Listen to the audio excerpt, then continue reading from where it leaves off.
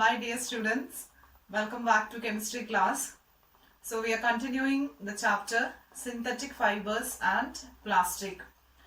So by last class we have finished the 4 different types of synthetic fibers and its different characteristics, and finally we have completed the properties of synthetic fiber, the general feature of synthetic fiber.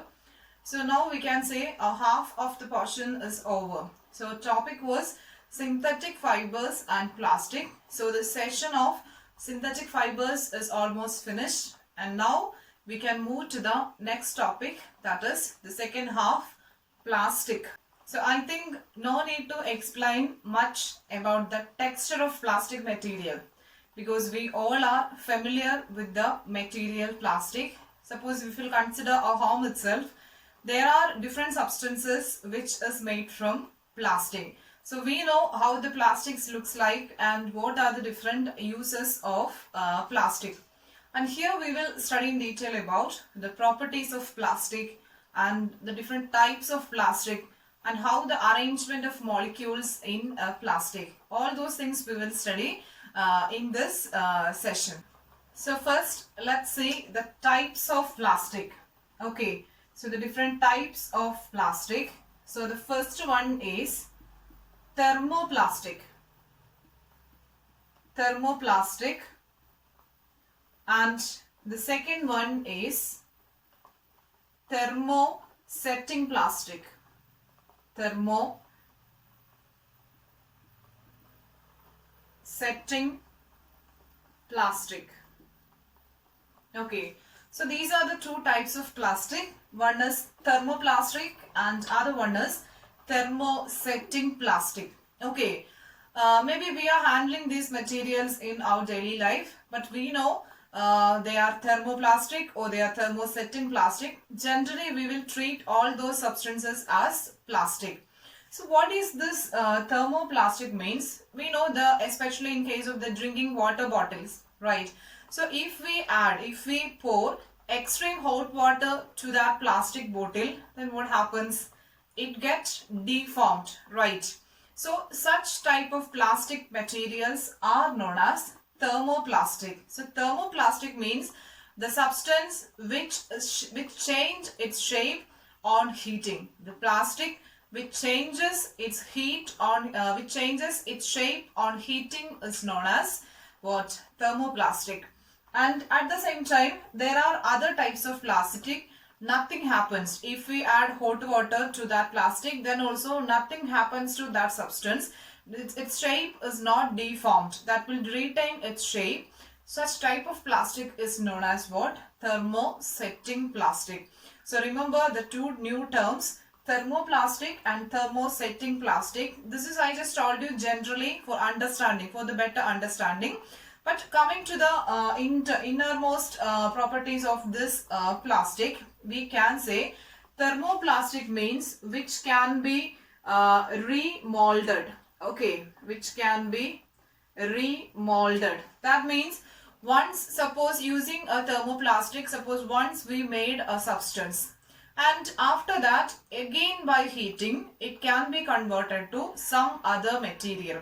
That is what meant by remolded. Thermoplastic will easily changes its shape on heating, so that can be remolded to different materials. But coming to the thermosetting plastic, once it is molded, we cannot change its shape. Okay, once we prepared a substance using thermosetting plastic, we can't change its shape or its structure.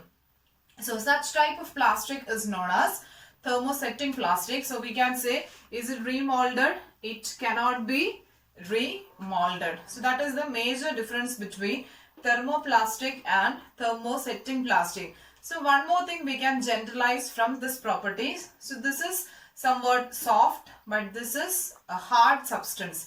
It will be more hard than the thermoplastic. That is the next difference. So one of the popular example we can say for thermoplastic is PVC. Okay, I know everybody is familiar with this term PVC. So what happened to the PVC pipe? Suppose if we heat the PVC pipe, it start melting. right? It start melting, and using that melt which can be molded into some other materials. So this PVC is a well-known example for this thermoplastic. And other example is polythene. Okay, other well-known example for thermoplastic is polythene. That term also not a strange term, because polythene bags, that is the familiar one. Polythene bags we know we will use, that is for buying substance from the markets and all. So polythene also another form of this thermoplastic. Or speciality of the common speciality of these two substances, which will melt easily when we heat. And coming to the thermosetting plastic, already I told you, which cannot change the shape even after heating. So for example, the maybe first time you are hearing this term, one is bakelite. Okay, the example for thermosetting plastic, first one is bakelite, and second one is melamine. One is bakelite and other one is melamine. Examples for this thermosetting plastic.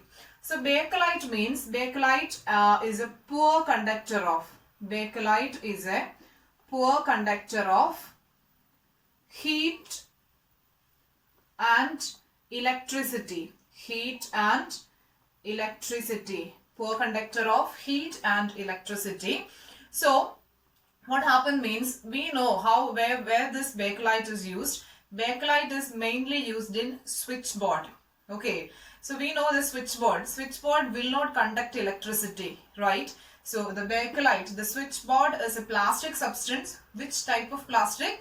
Thermosetting plastic, that is, which is more harder than the normal plastic substance. Okay, and again another use of this bakelite is the handles of utensils that we used in the kitchen. Did you notice the frying pan and the saucepan and all those things which have a different handle is present, a black color substance. That handle is actually made from this bakelite, because even after heating, even after boiling the water, our hand does not feel hot after touching to the handles, right? Because that handles is made from what? Made from bakelite. The speciality is that bakelite, that is a poor conductor of electricity. Since it is a poor conductor of electricity, we didn't feel much hot when we will when we will touch that handles of that particular saucepan or frying pan or whatever. Okay. And this is the second type of thermosetting plastic, that is melamine. So melamine is mainly used for making floor tiles. Floor tiles in the sense doesn't mean that the ordinary floor tiles. It is mainly preferred for the kitchen, a special type of floor tile. And at the same time, this melamine can be preferred for making the kitchen wares, different types of heat resistant kitchen wares, and for that preparation also this melamine can be used. So now we have completed different examples for thermoplastic as well as for thermosetting plastic. So next let's move to the arrangement of particles in these two. How the molecules were arranged in thermoplastic as well as in thermosetting plastic. Thermosetting plastic, which is have a linear arrangement. Particles were arranged in linear way, and here particles are arranged in cross-linked manner. Particles were arranged in cross-linked manner. So remember the structure of thermoplastic as well as thermosetting plastic. Thermoplastic, linear arrangement, and thermosetting plastic, which is cross-linked. So let's draw the structure. For thermoplastic, we know it's linear arrangement. So the molecules were arranged like this. Linearly they can be arranged. And consider this one, thermosetting plastic means the particles are not linearly arranged. They have a cross-linked arrangement. That means again one more link coming to this particles. Okay. Cross-linked in the sense it is like this. So from this edge also another molecule can be connected. So in this way we can represent the cross-linked connection. So this is linear. This is linear, and this represents this cross-linked arrangement. And children just compare the properties as well as with the structure. Thermoplastic is really soft, right? It is soft and what happened? It gets deformed on heating. And why it deformed on heating means due to its linear arrangement. Okay, linear arrangement. So from the structure itself, we can understand it do not have a complicated structure. But coming to the thermosetting plastic, it have a cross-linked structure, and this cross-linked structure makes this more stronger than thermoplastic. That's why it is resistant to heat. That means we know nothing happens if we heat this materials, bakelite or melamine. It cannot. It is not it is not favor. It do not bend or melt when we heat this material. Why it happens? That is due to the cross-linked structure of this thermosetting plastic. Okay, so this is mainly about the properties of thermo and thermosetting plastic. So once again, let's summarize the properties. Thermoplastic means which will change. It will change the shape on heating. It can be remolded, and the main examples PVC, polyethylene, etc., and which is have a linear arrangement. And coming to the thermosetting plastic means which is resistant to heat. That means it's not deformed on heating, cannot be remolded. Once it's molded, that is a fixed shape that cannot be changed, and which has a cross-linked arrangement.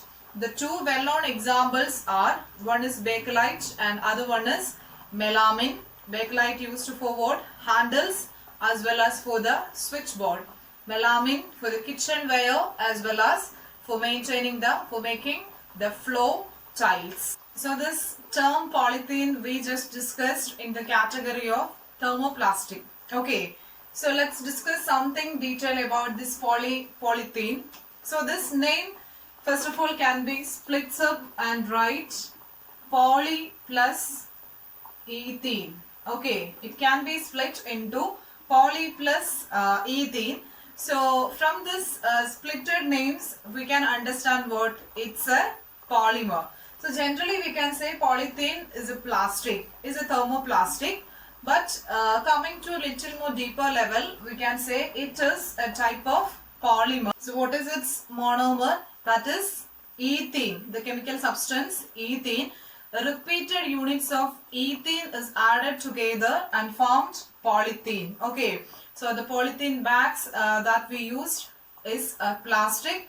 At the same time, it is a polymer. So generally we can say plastic is a type of polymer. All synthetic, all plastics are what? A type of polymer formed by a repeated addition of small units. Each plastics or each material is have different monomer, but generally they are what? Generally they are in the category of polymers. So students, that's all about today. We have discussed the features of plastic, the different types of plastic, thermoplastic and thermosetting plastic, its different characteristics and examples, and you can find more examples for thermoplastic based on that features. Okay, so see you in the next class. Thank you for watching.